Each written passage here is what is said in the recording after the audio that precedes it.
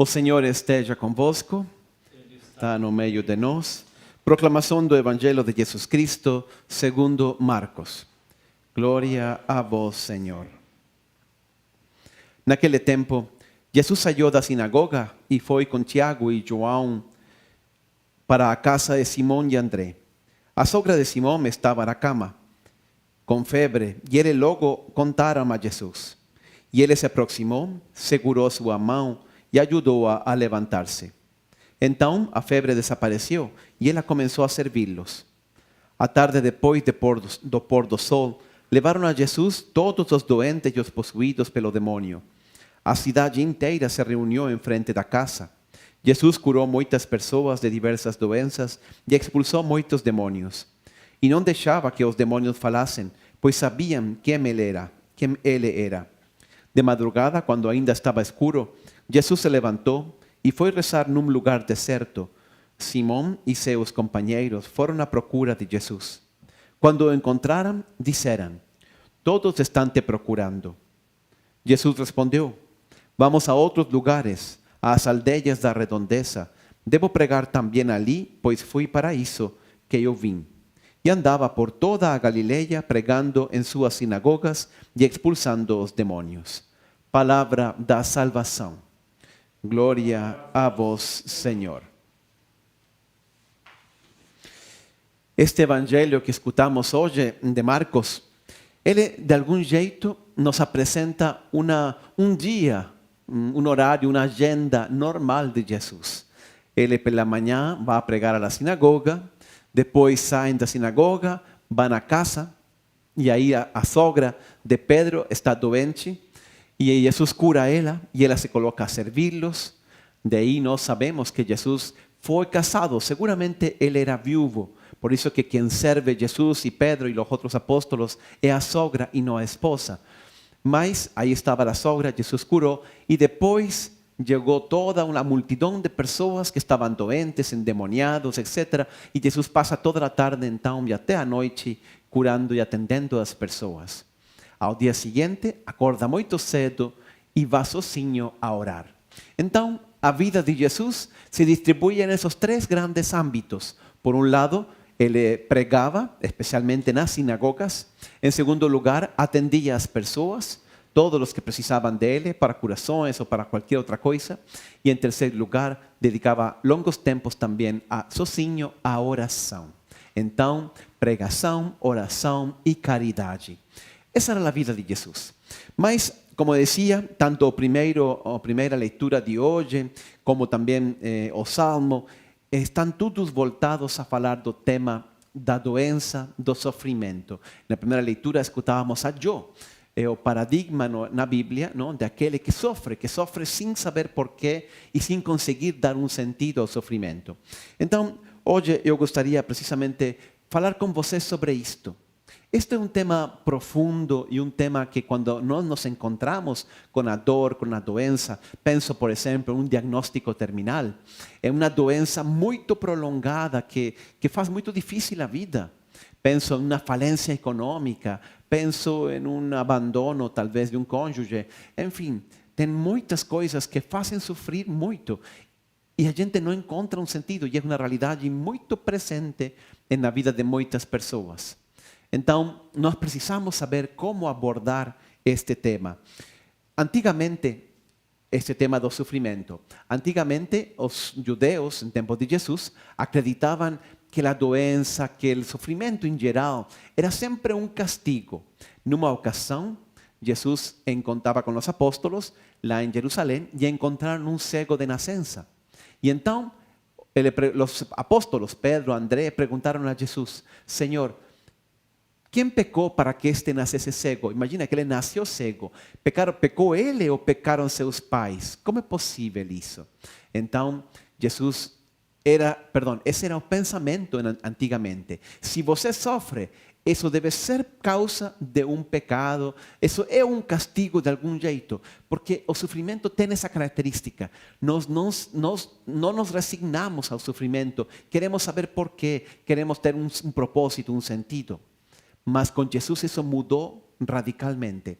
Jesús responde para Pedro e para os outros apóstolos: não pecou este nem seus pais, mas foi para que se manifestasse a glória de Deus. Então, vamos meditar um pouquinho como cristão, como Cristo nos ensinou a nós cristãos a enfrentar o sofrimento.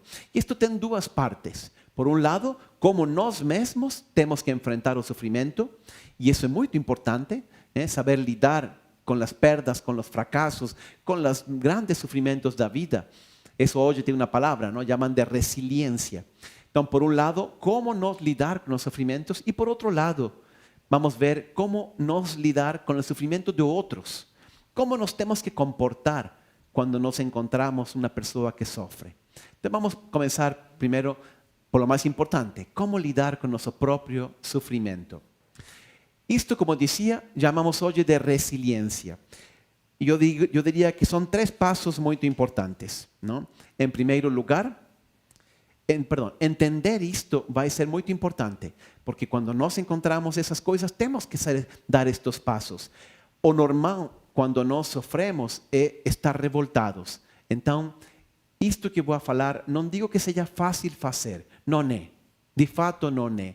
Mas são coisas simples que Jesus nos ensinou e que ao mesmo tempo são muito profundas. São 3 coisas muito simples. Os 3 passos, eu diria, da verdadeira resiliência cristã. O primeiro: coisas ruins acontecem na vida. Esta é a primeira ideia que nós temos que colocar aqui no coração. Coisas ruins acontecem.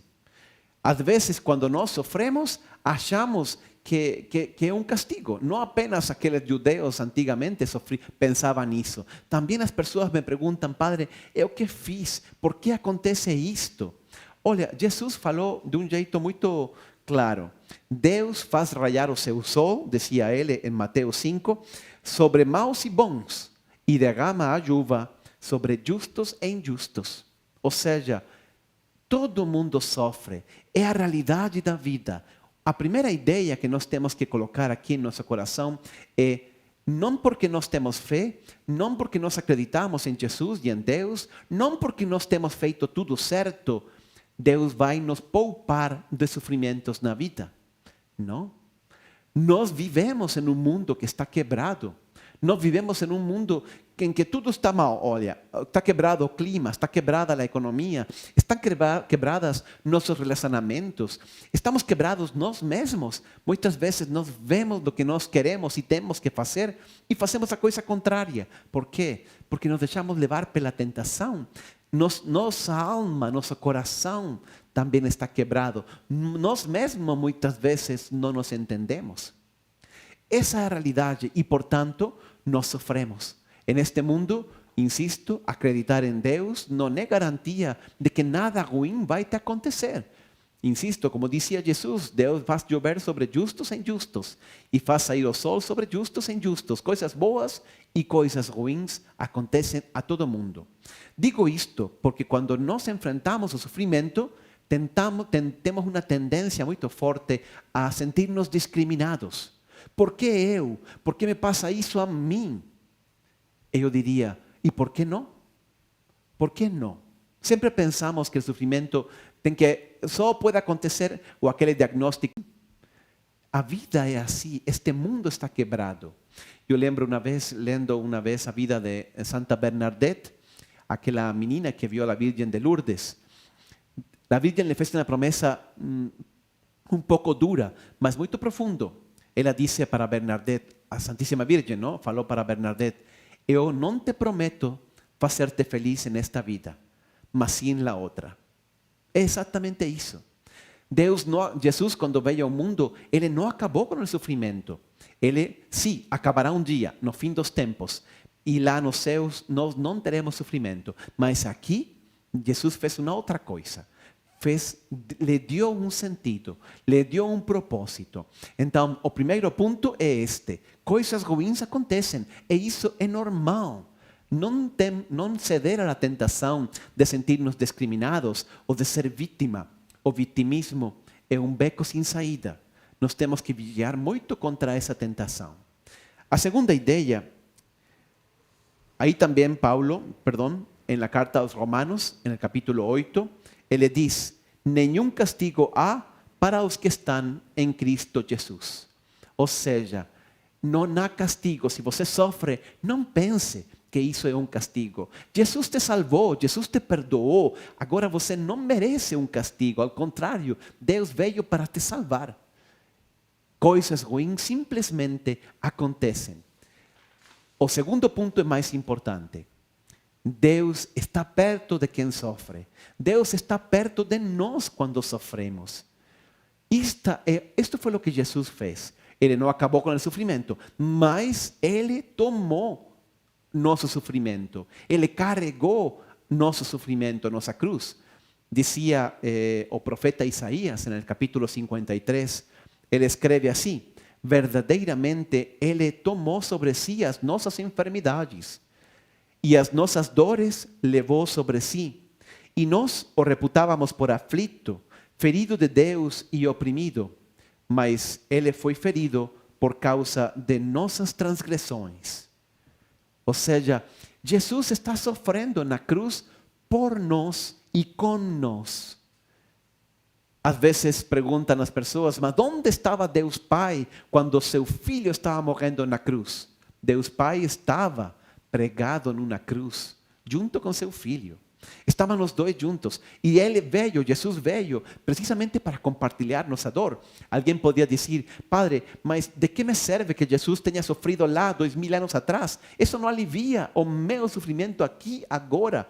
Esse problema enorme que eu tenho.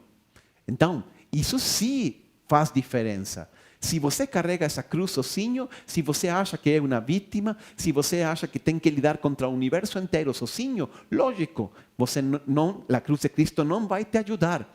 Mas quando você olha Cristo crucificado, pense: olha, o que me está dizendo Cristo? Ele é Deus onipotente, Ele é eterno, Ele não precisava sofrer, Ele nem podia sofrer, porque era Deus. Porém, Ele está aí cravado numa cruz. O que significa isso? Jesus nos está falando, nos está dizendo, Jesus nos está gritando que quer carregar também nosso sofrimento. Ele sofreu porque Ele quer estar perto de nós. Não carregue seu sofrimento sozinho. Pode ser os achaques da vida, da velhice, pode ser uma falência econômica, pode ser um diagnóstico ruim, pode ser um filho, pode ser qualquer coisa. Mas lembre-se, Deus não está longe, Deus não está te castigando. Ele está junto com você, ombro com ombro, querendo carregar essa cruz e ajudando todo o possível para que isso se transforme, para que isso se converta em uma fonte de graça. Com oração, nós vamos transformar esse sofrimento em uma fonte de graça. Jesus dizia isso a seus apóstolos, não? Na última ceia, não? Por aquilo que vocês choram e gritam e vão a sofrer, essa será a fonte de sua alegria. Não? Então, nós podemos acreditar que até os sofrimentos mais grandes que nós podemos encontrar, se nós os compartilhamos com Deus, los colocamos com mansidão, com humildade, na oração, pedindo a Deus que nos ajude, olha, Deus quer carregar com você esse sofrimento. Ele veio precisamente para isso, para sofrer conosco. O Papa João Paulo II dizia, vocês sabem que teve aquele atentado na Praça São Pedro, não? Aí ele foi para o hospital, ele não, graças a Deus não faleceu, e aí esteve convalescente há muito tempo. Quando estava convalescente, ele escreveu um documento, escreveu umas reflexões dele sobre o sofrimento. E depois foram publicadas como uma carta encíclica com o nome de Salvificis Doloris. Nesse documento, Salvificis Doloris, o Papa João Paulo II, refletindo através de sua própria dor depois do atentado, ele escrevia assim: sofrer significa tornar-se particularmente receptivo, particularmente aberto à ação das forças salvíficas de Deus oferecidas em Cristo à humanidade. Nele, Deus confirmou que quer operar de um modo especial por meio do sofrimento. Ou seja, Deus não apenas quer estar perto de nós no sofrimento, mas Ele quer usar o sofrimento para nosso bem, para a redenção do mundo, para produzir grandes bens. Por eso el apóstol Tiago también decía en la primera carta, en el primer capítulo de su carta, alegrai-vos cuando experimentéis todo tipo de tribulações. Não porque as tribulações sejam boas, eu não me alegro pelas tribulações, eu me alegro nas tribulações. ¿Por quê? Porque sé que Deus está atuando e porque essas tribulações, esses sofrimentos podem convertir-se em bem para mim.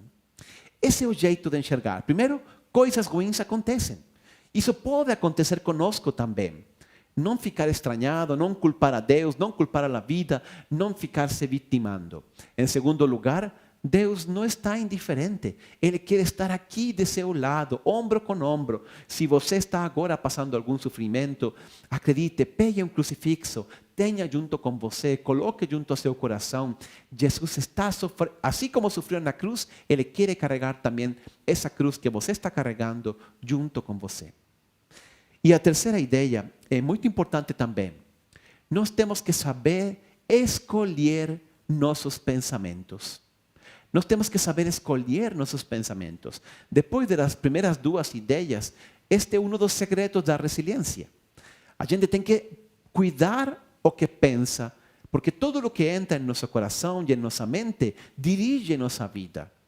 Eu me lembro muito de uma senhora que perdeu uma filha de 12 anos. Imagina, em um acidente de trânsito, subiu a filha com sua melhor amiga e com a mãe da amiga um carro, aí foi. Aí outro carro passou uma luz vermelha a toda velocidade, impactou o carro e as três, a mãe e as duas meninas, faleceram no ato, no lugar. Olha, perder um filho é a coisa mais dura que pode existir. A gente nem sabe o que falar às vezes quando encontras com uma pessoa assim. Os pais não estão programados para entregar os filhos. Mas eu me lembro que depois eu estava falando com ela, já tinha passado um tempo, não? E ela me dizia, padre, eu todo dia, ela caiu em um buraco de depressão muito grande. Realmente não conseguia sair, aí me contactaram com ela bastante tempo depois. E quando eu encontrei ela, ela me dizia, já quase um ano depois do acidente, ela me dizia, padre, eu não consigo dar volta a essa página. Eu todo dia eu vou e olho as fotografias de minha filha. E penso, o que seria ela hoje? O que estaria fazendo? Como estaríamos nós? Que tipo de família seríamos? E eu dizia para ela, seja amável com você mesma. Você não pode fazer isso. No futuro talvez possa ver as fotos de sua filha. Mas agora a gente precisa pensar em outra coisa. Colocar nosso pensamento em Deus. Em que Deus vai tirar de bom nisto. É uma grande tragédia, mas Deus não é indiferente. Ele está aqui perto de você e Ele vai tirar algo bom de tudo isto se você foca sua atenção nisso, na obra de Deus. Aliás, tem um marido e outros 2 filhos que cuidar, que precisam de você. Então, nos acontece isso. Às vezes, nosso pensamento fica focado nas coisas ruins, nas coisas que nos desgastam, nas coisas que bagunçam toda a nossa vida. Eu acho que nós deveríamos, e isto vale para um sofrimento grande como o que contei, mas também para qualquer outra coisa. Nós deveríamos chegar todo dia na noite e pensar, esta atitude que eu estou tomando, essa decisão que eu estou, essa coisa que estou fazendo, ou essa decisão, me ajuda, me faz mais feliz ou me atrapalha? E se não nos damos conta de que muitas vezes nós estamos tomando a decisão errada, nós temos que mudar de caminho. Essa é a sabedoria também do Evangelho. Olha, São Paulo diz na carta aos Romanos, no capítulo 12, ele diz assim, não vos conformeis com este mundo, mas sede transformados pela renovação de vossa mente, para que experimenteis qual seja a boa, agradável e perfeita vontade de Deus. Ou seja, não vos conformeis com o mundo, antes renovai-vos pela transformação de vossa mente. A batalha maior está aqui, em nossa mente. Então, escolher os pensamentos de Deus. As coisas ruins acontecem, mas isso não significa que Deus não tenha um plano B. Isso não significa que Deus não esteja atuando e obrando em sua vida. Coisas belas podem nascer, inclusive das dores mais profundas e mais grandes que você possa experimentar. Esse é o jeito que nós temos para enfrentar o sofrimento. Esse é o jeito que Jesus nos ensinou, desde a fé. Quem não tem fé também pode fazer este exercício. Entender que coisas ruins acontecem. Entender que ele não está sozinho, que também outras pessoas lhe ajudam, etc. Mas, óbvio, sem fé, e escolher seus pensamentos, mas sem fé, nossa ajuda é muito mais frágil. Não? A terapia vai ser muito mais frágil porque não está fundamentada, alicerçada no poder e na esperança que nos dá Deus. Agora, para terminar, eu gostaria de desenvolver rapidamente o que nós temos que fazer quando encontramos pessoas que estão sofrendo, que têm uma doença, que têm perdido algum ente querido, que têm uma grande falência econômica, enfim, pessoas que nós muitas vezes encontramos. Às vezes não é fácil lidar com isso. O Evangelho de Mateus nos conta que uma vez Jesus pegou os apóstolos, subiu uma barca e os levou a outro lado do lago, porque queria estar sozinho com eles, e queria descansar, e queria instruir, formar os apóstolos. Mas, quando a barca chegou aí à margem do lago, diz assim, ele viu uma grande multidão, em Mateus 14, viu uma grande multidão, e possuído de íntima compaixão para com ela, curou os seus enfermos.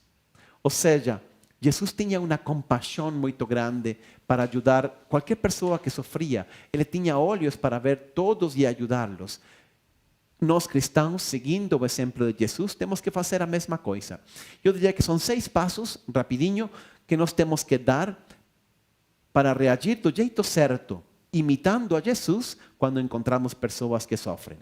Em primeiro lugar, seja sensível. Não seja indiferente ante a dor das outros. Realmente, compaixão significa compaixão, ou seja, sofrer paixão com, padecer com. Ou seja, quando eu vejo outra pessoa, eu tenho que colocar-me em seu lugar. Às vezes vemos uma pessoa que sofre e outro diz, não, isso não é nada, deixa para lá, vamos. Não, para aí.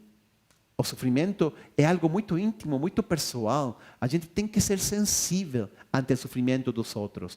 E por lo mesmo também, quando nós conhecemos a alguém que está sofrendo, não ignorar, não fingir que não sabemos. Ao contrário, estar perto, estar próximo. A primeira coisa é esta: seja sensível. A segunda, apareça.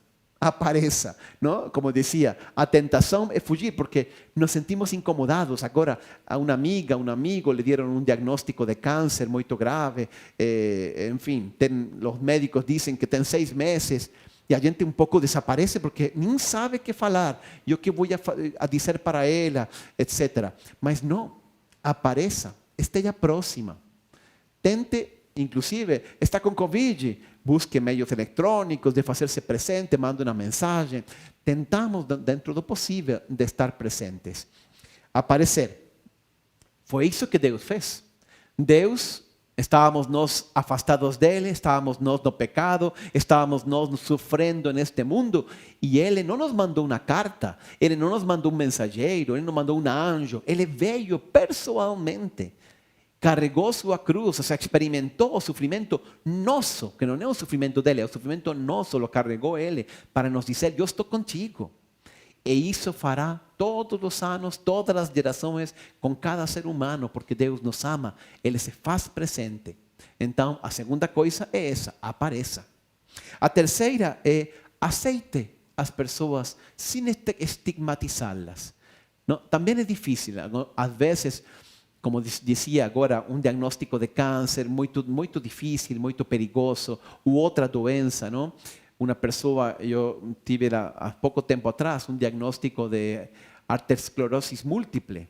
Imagina, nós sabemos que essa doença é terrível, mas não estigmatizá-la, fazê-la sentir normal, estar perto, oferecer nosso apoio. Ou talvez a doença é consequência de uma decisão errada. Eu me lembro de uma pessoa que me falou uma vez que lhe tinham dado um diagnóstico positivo de HIV. E se sentia muito mal quando me contava isso. Mas a gente não está para julgar, estamos para ajudar, para estar perto dessa pessoa. Jesus nos aceitou assim. São Paulo, quando ele foi a pregar a Galácia, no interior de Turquia, que foi na primeira viagem que ele fez, aí ele sofreu uma doença. Atos dos Apóstolos nos conta, mas não especifica. Então nós ficamos um pouquinho no ar sem saber o que aconteceu. Os comentaristas acham que foi ou malária ou febre amarela ou algo assim, não? E aí ele foi acolhido pela comunidade e tudo. E aí São Paulo escrevia depois aos Gálatas deste jeito: vós sabeis que primeiro vos anunciei o evangelho estando em fraqueza da carne, e não rejeitaste nem desprezaste isso que era uma tentação na minha carne. Antes me recebeste como um anjo de Deus, como Jesus Cristo mesmo. Olha, imagina uma pessoa com malária, e nessa época a gente nem sabia se era contagioso, se não era contagioso, e de que jeito, etc. E ele dizia assim: Paulo, vós não me rejeitastes, antes me acolhistes quase que um enviado do céu, como se fosse o próprio Jesus Cristo. É isso que nós temos que fazer também. Não estigmatizar as pessoas, não fazer que se sintam rejeitadas, mesmo, insisto, que tenha sido uma decisão errada delas mesmas. Quando sofrem, deixa para lá as culpas, é só preocupar-se da pessoa que está sofrendo. Também eu me lembro que isto que dice São Pablo, de que lo recibiram como se fosse Jesus Cristo, me aconteceu uma vez a mim. Eu fui a visitar uma senhora no hospital, levei a unção dos doentes para ela. Ela estava muito mal, ela faleceu de fato, poucos dias depois de que eu passei por aí. E aí ela me dizia: Padre, obrigado por vir. Foi como uma visita do próprio Jesus. E eu pergunto para você: quando foi a última vez que te confundiram com Jesus? Realmente é assim que nós temos que nos aproximar às pessoas que estão doentes, que estão sofrendo de qualquer jeito. O quarto jeito, a quarta dica é: inspire força, confiança. As pessoas que sofrem, o que precisam é isso, esperança. Inclusive a OMS declarou faz algum tempo atrás que o terceiro meio mais eficaz para curar as doenças, depois da cirurgia e dos remédios, era a espiritualidade. Por quê? Porque efetivamente as pessoas que têm uma espiritualidade se podem agarrar de Deus, podem confiar em Deus, no poder de Deus, e portanto elas têm esperança. Esperança é tudo. E os que estão sofrendo qualquer tipo de doença ou qualquer tipo de sofrimento, pode ser inclusive no econômico, o que precisam é esperança. E nós vamos lá para oferecer-lhes isso. Oferecer-lhe força, ajuda, confiança. Você pode inspirar confiança. Quantas vezes, precisamente por palavras, porque alguém confiou em nós, porque alguém nos deu ânimo, nós conseguimos superar essas dificuldades. Então, esse quarto ponto também é muito importante. O quinto é: ajude a evitar a propagação, não?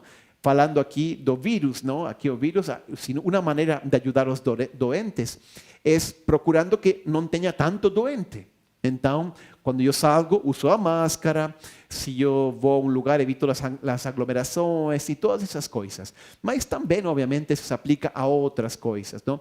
Busco dar uma alimentação balanceada à minha família, porque eu evito assim outros doentes, não? Que façam exercício. Eu trato de criar um ambiente saudável, evitar, não, o cigarro, por lo menos em lugares fechados, porque me preocupo pelas pessoas, não? Essa é uma quinta coisa. E a sexta e última: ore. A oração é muito importante. Nós vemos que efetivamente Pedro levou a Jesus a sua sogra. E nós vemos isso no Evangelho sempre, praticamente sempre que um doente, um paralítico, um cego, qualquer pessoa eram apresentados por amigos, por familiares.